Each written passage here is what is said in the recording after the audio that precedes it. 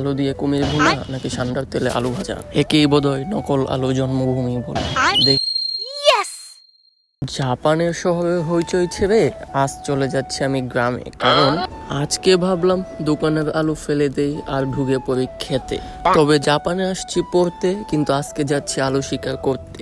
কারণ আমার মাথায় একটাই কথা, আজ আলু খেতেই হবে, তাও একদম ফ্রেশ।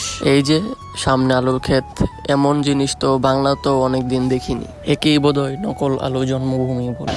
দেখে মনে হচ্ছে সবগুলো আলু অলিম্পিকে দৌড় প্রতিযোগিতা শেষ করে ঠান্ডা আবহাওয়ায় মাটির নিচে ঘুমাচ্ছে। হঠাৎ সৌদি থেকে আগত একটি ঠান্ডা এসে বলে কোনো ইমো ঐশিও, মানে এই আলুটি খুবই টেস্টি। তাই তো সবাই মিলে পুরো ক্ষেত কিনে নিলাম। সবাই কত সুন্দর করে আলুগুলোকে ঘুম থেকে উঠে বস্তায় ঢোকাচ্ছে।